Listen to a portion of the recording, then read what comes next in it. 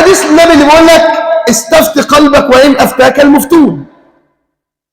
في ناس بيحملوها محمل صح، وناس بيحملوا الحديث محمل غلط. المحمل الصحيح إن أنا الشيخ أفتاني بس أنا في شك في قلبي من الحاجة دي، أعمل إيه؟ أتركه بقى، أسيبه. ومن ترك شيئا لله عوضه الله خيرا منه.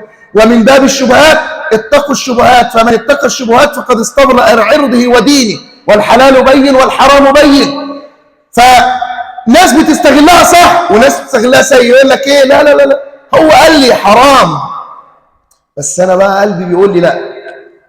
يا عم الحاج ده الناس كلها يا عم والله بص المسألة دي مستحدثة وحاجة ما كانتش في ايام الصحابة ولا في ايام النبي صلى الله عليه وسلم، فخلاص بقى كل واحد حر. وانا استفتيت قلبي وقلبي قال لي لا. طب ما انت ممكن يكون قلبك فاسد، انت ممكن تكون ما بتركعهاش اصلا، يبقى قلبك هيفتيك بايه يعني؟ مثلا انت بتعمل الحرام وانت ما بتركعهاش، او انت بتقابل فلانه مثلا ويجي واحد يقول لك يا عم ده حرام واللي ما ترضوش على اختك وكذا وكذا وكذا. الله احنا بنتكلم في الدين، وعلى فكره لما برن عليها بنتكلم في قيام الليل، واخد بالك انت ازاي؟ وانا بصراحه الشيخ قال لي كذا بس.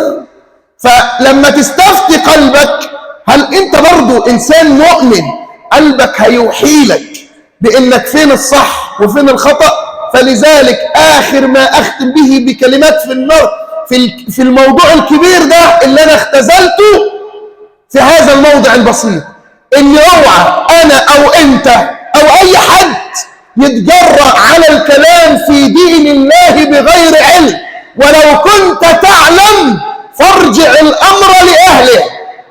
تاني اهو، وان كنت تعلم فارجع الامر لاهله.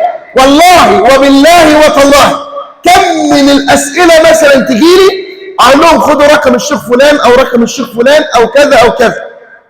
يا راجل بالله عليك بقى احنا سايبين الدنيا كلها وجايين لك؟ لا ما جيتش الشعبط في رقبتي يا عم الحاج، انا فقير الله اعلم، لا يعلم قدرنا ولا ما عندنا من بعض العلم الا الله سبحانه وتعالى. اما احنا في الاصل والله وبالله وتالله ما زلنا طلاب علم وهنفضل طلاب علم، لان العلم الحقيقي يجلس طالب العلم بين يدي شيخ يعلم بالقرآن والسنة حقا، يتعلم سنين طوال حتى يتخرج والشيخ يقول له انت تقدر انك تكون كذا.